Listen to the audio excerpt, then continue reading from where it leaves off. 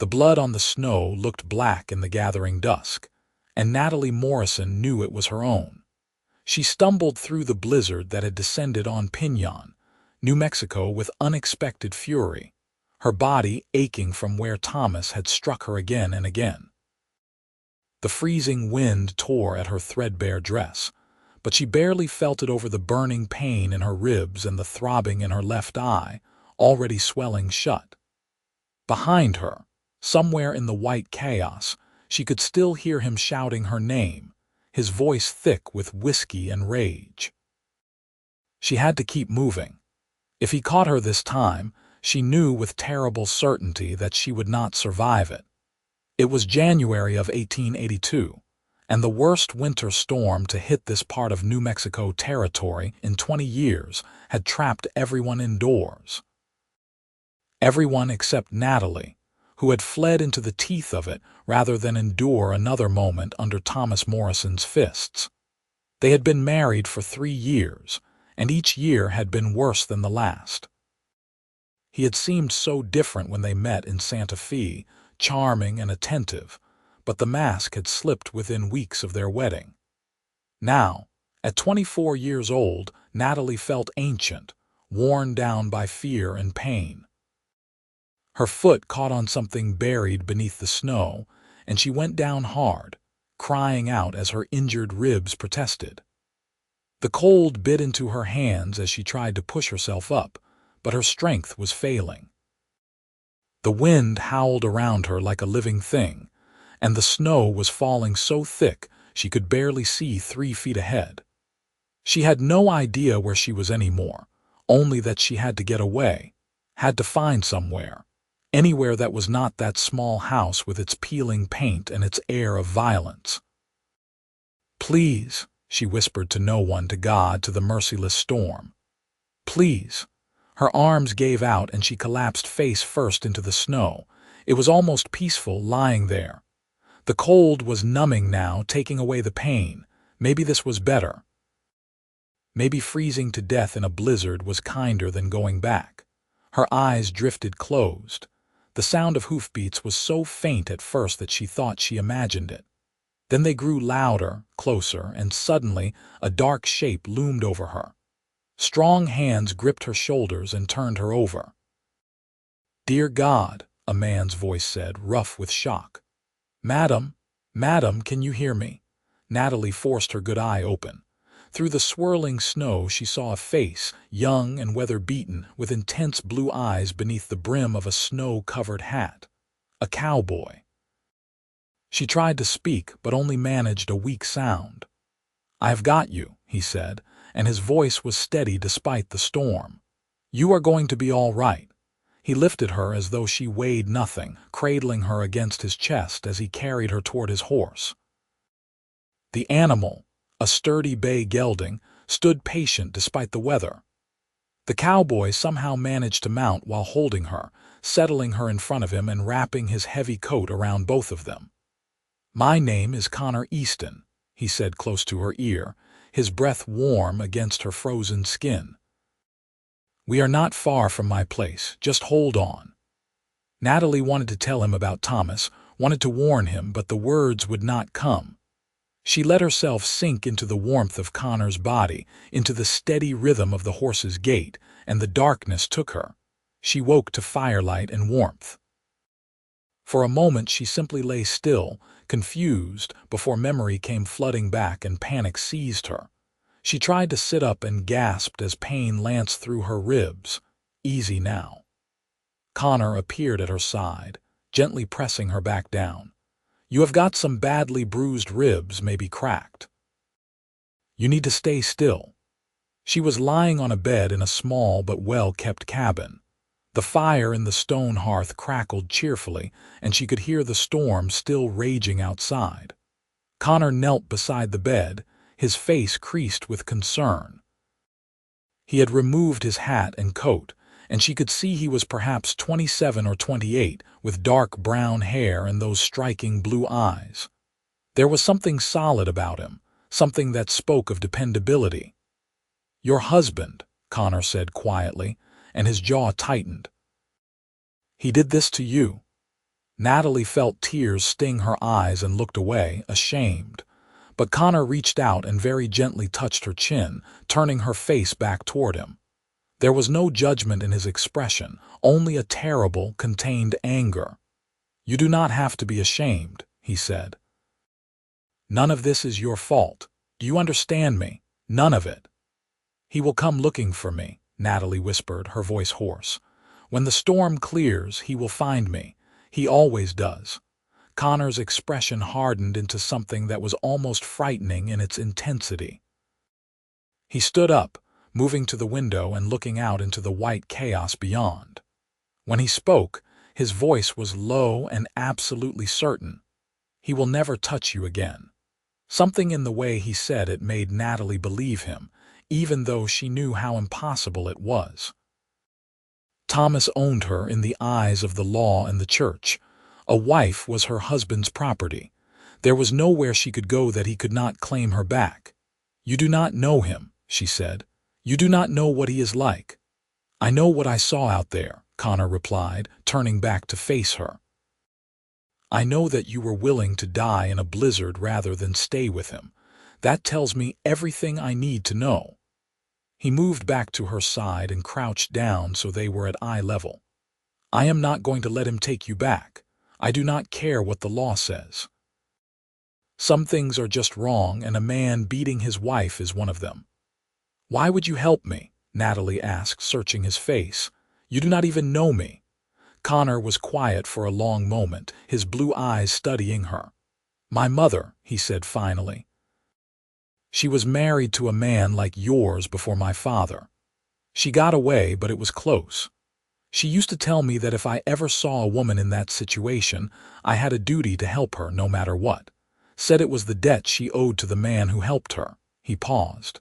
"And besides, it is the right thing to do." Natalie felt something crack open in her chest, some frozen place she had not known existed. Here was this stranger, risking everything for her simply because it was right. She had forgotten that such men existed. "Thank you," she whispered. "Rest now," Connor said gently. "We will figure out the rest when you are stronger." The storm raged for 3 more days. During that time, Connor cared for Natalie with a gentleness that astonished her. He heated water for her to wash with, brought her meals, changed the bandages on her wounds.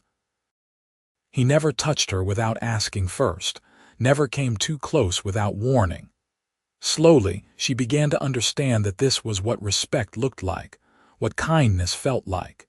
It had been so long that she had almost forgotten. They talked during those long, snowbound days.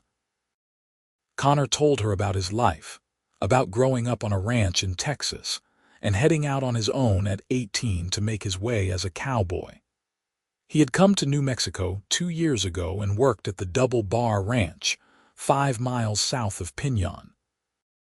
He was saving money to buy his own place someday, a small spread where he could raise horses. "I have always loved horses," he said, stoking the fire on the 3rd evening. "They are honest creatures. If they do not like you, they let you know. If they trust you, they will run themselves into the ground for you. No games, no lies, just truth." Natalie, sitting up in bed now that the pain had eased somewhat, found herself smiling. "That sounds peaceful." "It is." He glanced at her. "What about you?" "What did you do before you married Morrison?" The smile faded. "I was a teacher in Santa Fe, at a small school for girls." She looked down at her hands. "I loved it, but Thomas said it was not appropriate for his wife to work after we married. Said people would think he could not provide for me." "Sounds like he wanted you dependent on him," Connor observed, his voice hard. "Yes," Natalie said softly. "I suppose he did." On the 4th day, the storm finally broke. The sun came out brilliant and blinding on a world transformed into white. Connor went out first thing to check on the animals in his small barn and to dig paths through the drifts. Natalie, feeling stronger now, insisted on getting up and helping around the cabin despite Connor's protests. "I am not made of glass," she said firmly, "and I need to do something. I have been idle too long. She was washing dishes when she heard the horse approaching. Connor heard it too. He came in from outside, his expression grim. "Get into the back room," he said quietly. "Do not come out unless I tell you to." "Connor, please, Natalie, trust me." She saw the look in his eyes and nodded, slipping into the small bedroom and closing the door most of the way, leaving just a crack to see through. Moments later, someone pounded on the cabin door. Connor opened it, blocking the entrance with his body. "Help you?" he asked, his tone neutral. "I am looking for my wife." Thomas Morrison's voice made Natalie's blood run cold. Natalie Morrison. Someone in town said they saw a cowboy heading this direction during the storm. Figure she must have gotten confused and you helped her. I am here to take her home. "Do not have anyone here but me," Connor said evenly. "You are lying." Thomas's voice rose. "She is here, I know she is. Natalie, get out here right now. You need to leave," Connor said, and there was steel in his voice now. "The hell I do. That is my wife in there, and I have got every right. You have got no rights to beat a woman half to death and leave her to die in a blizzard." Connor cut him off. "You have got no rights at all as far as I am concerned." There was a tense silence. When Thomas spoke again, his voice was dangerous. "You have got no idea what you are getting into, boy. She is my wife. The law says so. The church says so. You are interfering in a man's marriage, and that is a crime." "So is assault," Connor replied calmly. "So is attempted murder, which is what I would call it when a man beats his wife and then lets her run off into a blizzard. Now, I am going to give you one chance to get back on your horse and ride away. Or what? You will shoot me. There are witnesses in town. They will hang you." "Maybe," Connor said, "but you will still be dead. Question is whether your pride is worth dying for." Another silence, longer this time. Natalie held her breath, her heart pounding so hard she thought it might burst. "This is not over," Thomas finally said, his voice shaking with rage. "You hear me? This is not over." "Yes, it is," Connor said quietly. "It is over because if you ever come near her again, if you ever even speak her name again, I will kill you. That is not a threat. It is a promise. Now get off my land." She heard footsteps, then the sound of a horse riding away. Still she waited, frozen, until Connor came to the bedroom door and opened it fully. "He is gone," he said. Natalie found she was shaking. Connor crossed to her and very carefully put his arms around her. She let herself lean into him, let herself take comfort in his solid presence. "He meant it," she said against his chest. "It is not over. He will come back, or he will go to the law, or then we will deal with it," Connor said firmly. "Together. You are not alone anymore, Natalie, do you hear me? You are not alone." And standing there in the warmth of his embrace, Natalie began to believe him. The next few weeks were tense. Thomas did go to the law, to the territorial marshal in Pinyon, claiming that Connor had kidnapped his wife. Marshal Ben Wade came out to Connor's place, a grizzled man in his 50s with sharp eyes and a reputation for fairness. Connor met him outside, and Natalie stood in the doorway, steeling herself. "Mrs. Morrison," Wade said, tipping his hat, "your husband has filed a complaint. Says this man took you against your will." "He is lying," Natalie said clearly. "Connor saved my life. My husband beat me and I ran from him. I would rather have died in that storm than go back to him." Wade studied her face, taking in the fading bruises, the careful way she moved. "You are saying you left of your own free will?" "Yes." "And you do not want to return to your husband?" "I would rather die," she said simply. The marshal was quiet for a long moment. "Legally, you are still his wife. I cannot stop him from trying to claim you." "Then the law is wrong," Connor said flatly. Wade looked at him, then back at Natalie. Finally, he sighed. "I did not see anything here that concerns me," he said carefully. "As far as I am concerned, Mrs. Morrison is a grown woman who can make her own choices. But Morrison is not going to let this go easy. You two should be careful." After he left, Natalie looked at Connor. "Thank you for standing with me." "Always," he said, and the words seemed to mean more than just this one thing. Thomas tried twice more to take her back. The first time, he came drunk in the middle of the night, shouting and trying to break down the door. Connor fired a warning shot that sent him running. The second time, he brought two of his friends, men as mean and hard as himself. But Connor had anticipated this and had asked some of the hands from the double bar to come by. Faced with 6 armed cowboys, Thomas and his friends backed down. After that, an uneasy peace settled. Thomas stopped coming around, though Natalie heard through town gossip that he was telling anyone who would listen that his faithless wife had run off with another man. She tried not to let it hurt, the way people looked at her when she occasionally went into Pinyon for supplies, but it did. "They do not know the truth," Connor said when she mentioned it. "And the ones who matter, who are decent people, they can see what really happened." Living with Connor, Natalie began to heal in ways that went beyond the physical. She started to remember who she had been before Thomas, started to find pieces of herself she had thought lost forever. Connor encouraged her to read. He had a small collection of books and to talk about teaching, which she missed desperately. "There is a school in Pinyon," he said one evening in late February. "I heard the teacher moved back east. They are looking for someone new." Natalie looked up from the book she was reading. "I could not. People would talk." "People already talk," Connor pointed out. "Might as well do what you love while they are doing it." She thought about it for days. Finally, she went into town and spoke to the school board. They were hesitant at first. She was technically still a married woman living apart from her husband, which was scandalous, but they were also desperate.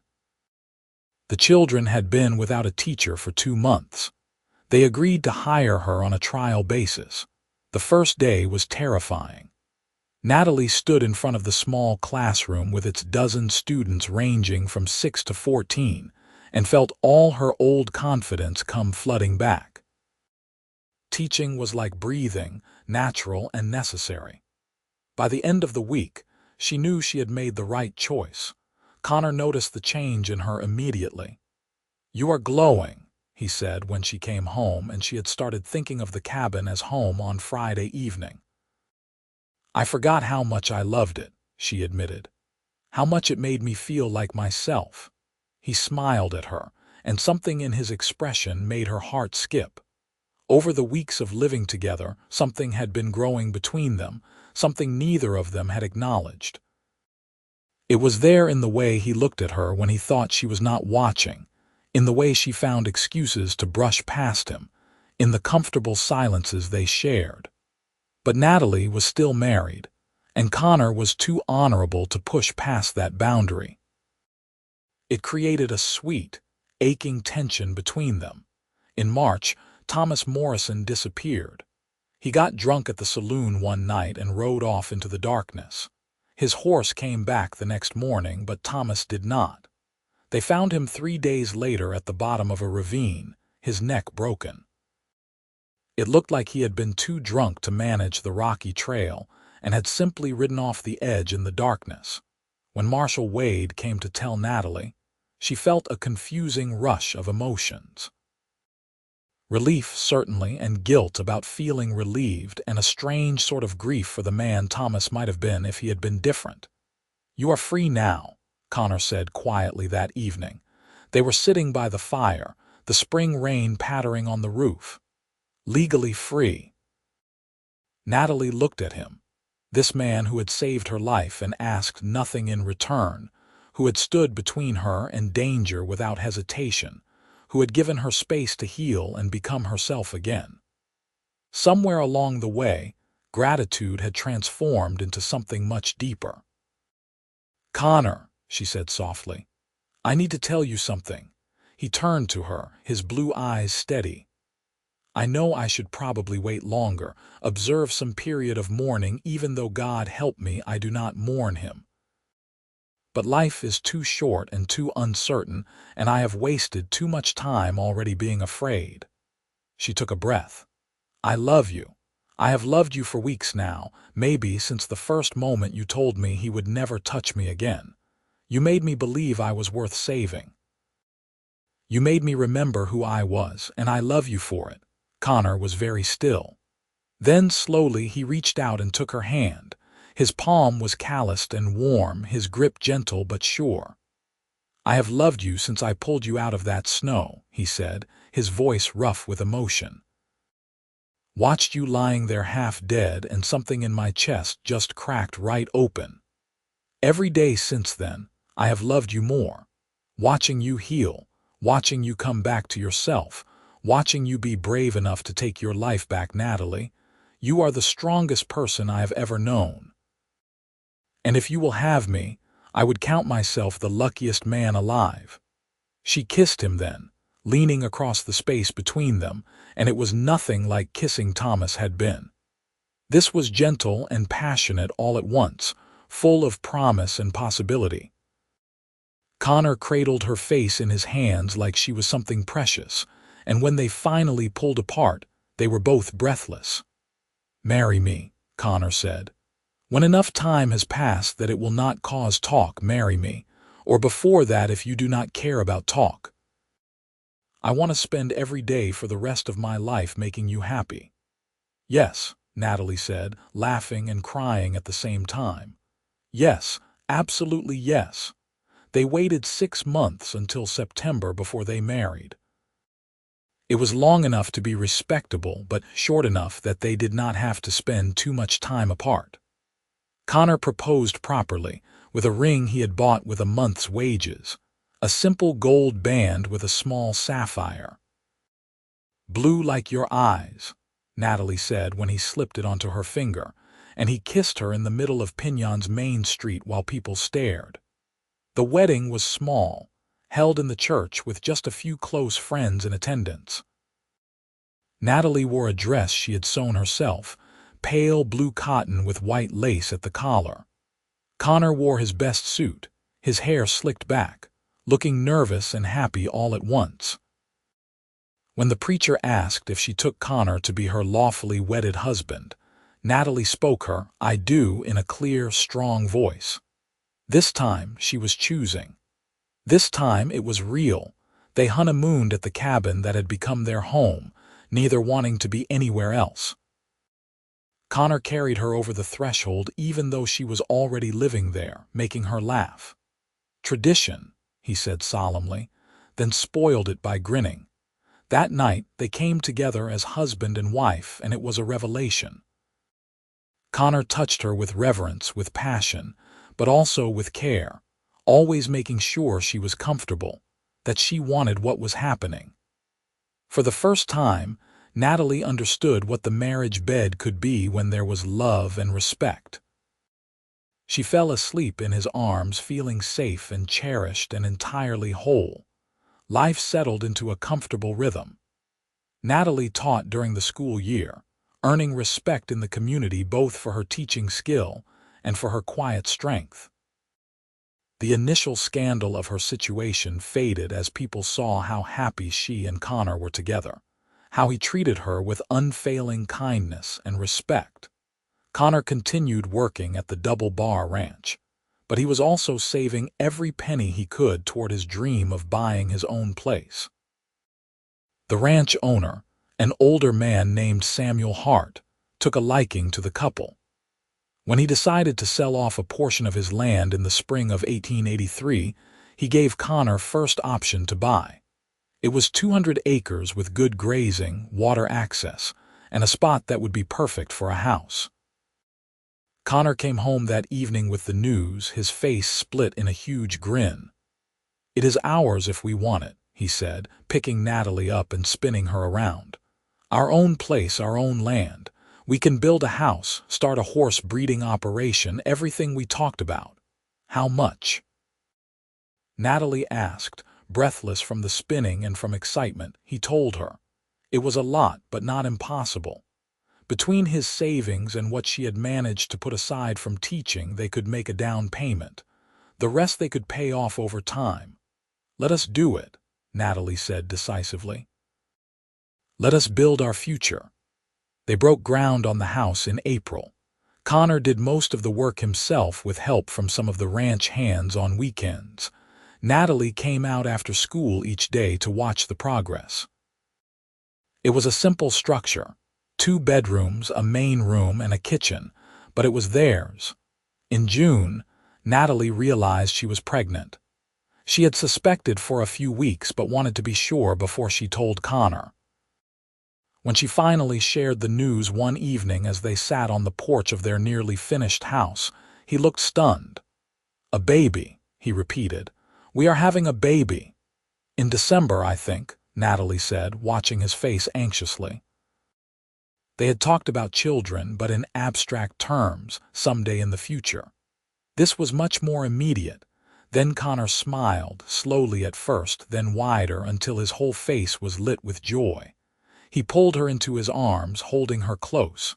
"We are having a baby," he said wonderingly. "Natalie, I do not even have words. I am going to be a father." "You are going to be a wonderful father," she said softly. He pulled back enough to kiss her, then dropped to his knees and pressed a kiss to her still flat stomach. "Hello in there," he said solemnly. "This is your father speaking. I cannot wait to meet you." Natalie laughed through happy tears and ran her fingers through his hair. They moved into the new house in August.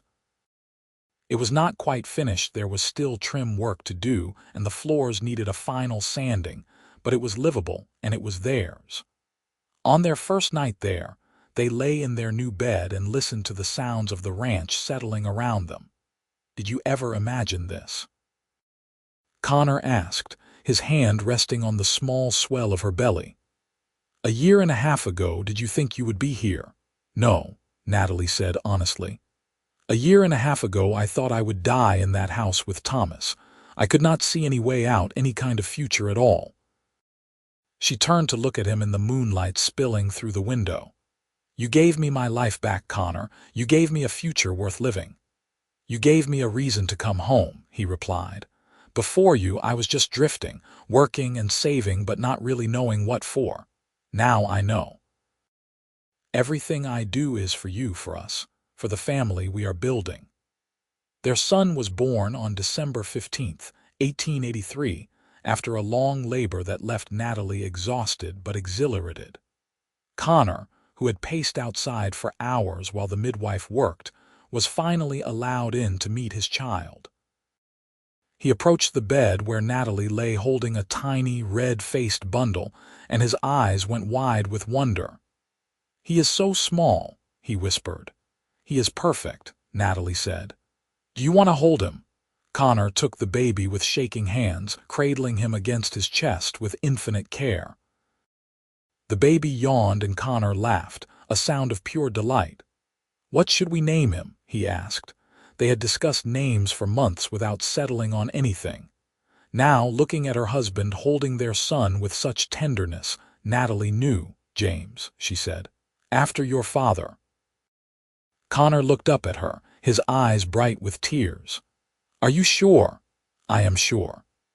James Easton was an easy baby, content to sleep in his cradle while Natalie worked around the house, or to be passed around at gatherings of their slowly growing circle of friends. Connor was absolutely devoted to him, coming in from work each day and immediately reaching for his son, talking to him about horses and ranching even though the baby could not possibly understand. The horse breeding operation began small. Connor bought 3 mares and a good stallion with some money they had borrowed from Samuel Hart.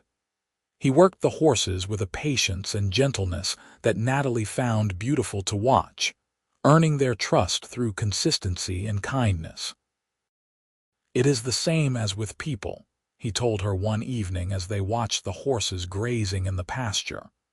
"You treat them right, they will give you everything they have. Treat them poorly and you will never get their best." The ranch slowly prospered. Connor gained a reputation for producing well-trained, even-tempered horses. People came from all over the territory to buy from him.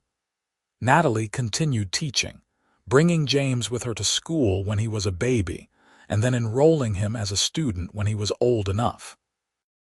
In 1886, their daughter was born, a tiny thing with dark hair and her father's blue eyes.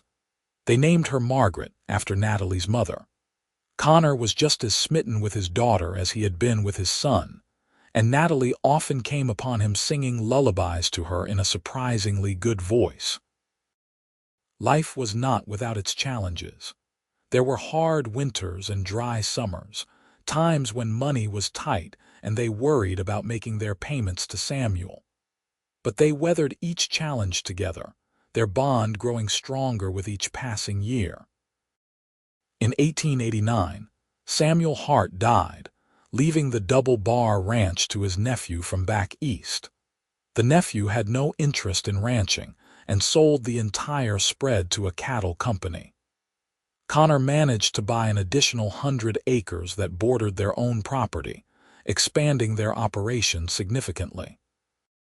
By 1890, the Easton Ranch was well established. They had a dozen horses, some cattle, chickens, and a huge garden that Natalie tended. James, at 6, was already showing an aptitude for working with horses, able to calm even the most skittish animal. Margaret, at 4, was fearless and constantly getting into mischief. One evening in late summer, Natalie stood on their porch watching the sun set over their land. Connor came up behind her and wrapped his arms around her waist, resting his chin on her shoulder. "What are you thinking about?" he asked. "About how different my life is now from what it was," she said. "About how I almost did not have this because I was too afraid to leave. If that storm had not come, if you had not found me. But I did find you," Connor interrupted gently. "And you were brave enough to survive until I got there. You saved yourself, Natalie. I just gave you a hand." She turned in his arms to face him. At 32, he was more handsome than ever, his face weathered by sun and wind, his body strong from years of hard work. And the way he looked at her still made her heart skip, that expression of love and admiration that had never dimmed. "I love you," she said. "I do not say it enough, but I love you with everything I am." "I love you too," he replied. "Every single day I love you more than the day before. You are my whole world, Natalie. You and the children and this life we built together." They stood there wrapped in each other's arms as the sun painted the sky in shades of orange and gold, and Natalie felt complete. She had survived the worst that life could throw at her and had come out the other side stronger. She had found love when she least expected it, had built a family and a home that were entirely her own. In 1892, their second daughter arrived, another easy birth that left Natalie grateful and relieved. They named her Catherine, and she had her mother's green eyes and her father's dark hair. Connor declared she was going to be a heartbreaker and immediately became fiercely protective of her. James was now 9, tall for his age and already working alongside his father with the horses. He was quiet and thoughtful, with Connor's steady nature and Natalie's love of learning. Margaret was 7, wild as the wind and determined to keep up with her older brother no matter what. And Catherine was a content, happy baby who rarely cried and seemed fascinated by everything around her. The school board asked Natalie to take on a larger role, overseeing not just the classroom but helping to develop curriculum for the entire district. It meant more work but also more influence, a chance to shape education for children throughout the area. She accepted, knowing that Connor would support her decision.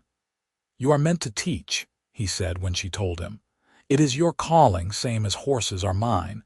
We will make it work." And they did. Connor took on more of the household duties, cooking dinner on nights when Natalie had meetings and watching the children when she needed to work. He never complained, never suggested that her work was less important than his. They were partners in the truest sense. In 1895, as James approached his 12th birthday, he asked if he could start helping with the horse training in earnest. Connor agreed, and Natalie watched with pride as father and son worked side by side, Connor teaching and James learning with an eagerness that reminded her of herself in a classroom.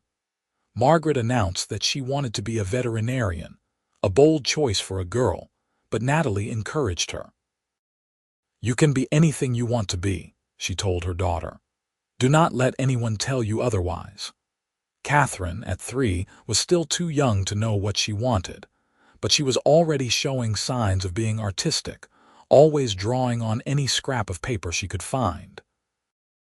One evening in the fall of 1895, as they sat around the dinner table with all 3 children chattering about their day, Connor caught Natalie's eye and smiled. It was a smile of pure contentment, of a man who had everything he could possibly want.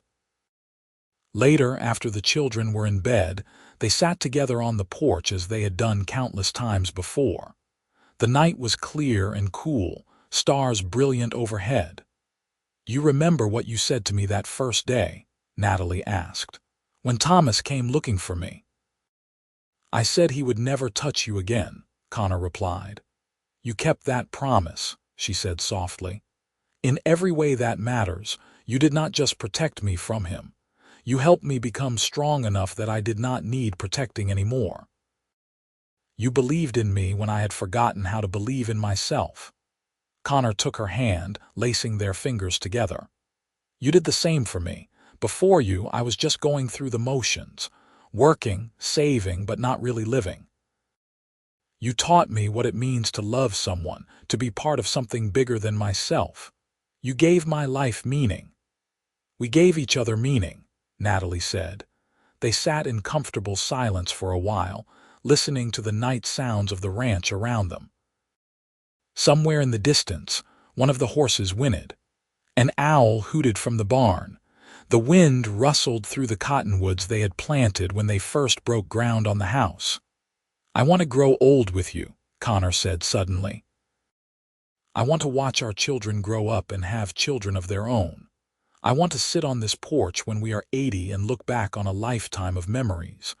I want every single day I have left to be spent with you." "Then that is what we will have," Natalie said, squeezing his hand. "A lifetime together. All the years we can possibly have." As the years continued to pass, that promise held true. They faced challenges, certainly. There was the drought of 1897 that nearly broke them, when they had to sell off half the herd and take loans just to survive. There was the year Margaret got sick with pneumonia, and they spent terrifying weeks nursing her back to health. There was the time James got kicked by a spooked horse and broke his arm. But through it all, they had each other. James grew into a fine young man, taking over more and more of the horse operation as Connor's back began to protest the hard work of ranching. At 20, he married a sweet girl from a neighboring ranch, and they built a house on the far corner of the Easton property. In 1905, they gave Connor and Natalie their first grandchild, a boy they named Connor after his grandfather. Margaret did indeed become a veterinarian, one of the first women in New Mexico Territory to do so. She had to go back east to study, but she returned home to open her practice in Piñon, where she quickly became indispensable to every rancher in the area. Catherine's artistic talents flourished. She went to San Francisco to study art and came back with a husband, a gentle man who worked as a photographer. They settled in Santa Fe, but visited often, bringing with them stories of the wider world. Connor and Natalie did indeed grow old together. His hair went silver, and hers developed streaks of white at the temples. His hands became gnarled from years of ranch work, and her eyes needed spectacles for reading. But they still sat on that porch every evening, still held hands, still looked at each other with the same love that had sustained them through everything. On a spring evening in 1908, when Natalie was 50 and Connor was 53, they celebrated 23 years of marriage. Their children and grandchildren gathered at the ranch for a dinner that went on for hours, full of laughter and stories and love. After everyone had gone home, Connor and Natalie found themselves alone on the porch once more. The stars were out, brilliant in the clear night sky. 23 years, Connor mused. Plus the months before that when you were healing and we were falling in love even though we could not admit it. 24 years of knowing you. The best 24 years of my life, Natalie said. Connor turned to her, taking both her hands in his. I need you to know something. Every single day, every single moment, I thank God that I was riding past on that particular evening, that I found you when I did. My whole life, everything good in it, stems from that one moment. Mine too, Natalie said, her eyes bright with tears. You saved me, Connor. Not just my life, but my spirit, my sense of self. You showed me what love was supposed to be. You gave me a family and a home and a life worth living. I cannot imagine what my existence would have been without you. You would have survived, Connor said with certainty. You are the strongest person I know, but I am awfully glad you did not have to survive alone. They kissed then, a soft, sweet kiss full of years of love and trust and partnership. When they pulled apart, they were both smiling. The ranch continued to thrive under James's management, and Connor was able to step back and enjoy his grandchildren. There were eventually 5 of them, and he spent hours teaching them about horses, about the land, about treating all living things with respect and kindness. Natalie continued to work with the school district well into her 50s, finally retiring when her eyes and her energy made it too difficult to keep up. She spent her retirement reading, gardening, and helping Catherine's children discover their own artistic talents. On their 30th anniversary in 1915, the entire family gathered once more. James and his wife now had 3 children. Margaret had married late, a fellow veterinarian, and they had 1 daughter. Catherine and her husband had 2 sons. The house was full of noise and chaos and love. Connor, at 60, still had the same blue eyes that had looked at Natalie with such concern and determination on that terrible night in the blizzard. Natalie, at 57, still had the strength and grace that had allowed her to survive and to build a life beyond survival. As the party went on around them, Connor pulled Natalie aside to the now familiar spot on the porch. 30 years, he said. 3 decades of waking up next to you, of building a life with you, of loving you. And I still feel the same way I did that day in the snow when I told you he would never touch you again. How is that? Natalie asked, though she already knew. Like I would do anything, face anything, be anything, to keep you safe and happy. Like you are the most precious thing in the world to me. Like loving you is the greatest achievement of my life. Loving you is mine, Natalie said softly. Everything I am, everything I have, all the good in my life, it all comes back to you. To that moment, you appeared out of the storm and gave me hope when I had none left. They stood together watching the sunset, arms around each other, surrounded by the sounds of their family and the land they had built together. And Natalie thought about that terrified, broken woman stumbling through the snow so many years ago and felt such fierce pride and love for her. She had survived. She had more than survived. She had lived and loved and built something beautiful. Thank you, she said to Connor, for everything. For saving me, for loving me, for building this life with me. Thank you, he replied, for letting me, for choosing me, for being my partner in everything. I love you, Natalie Easton. I will love you until my last breath and beyond. And I love you, Connor Easton, today, tomorrow, and forever. As the sun dipped below the horizon, painting the sky in shades of fire, they kissed once more. two people who had found each other in the worst of circumstances and had built a love that would last lifetimes. The wind carried the sound of their grandchildren's laughter, the smell of Natalie's roses, the distant whinny of horses in the pasture. Everything they had fought for, everything they had built together, everything that mattered. Years later, when they were both elderly and silver-haired, they would still tell the story to their grandchildren and great-grandchildren. The story of a terrible night and a blizzard and a promise that changed everything.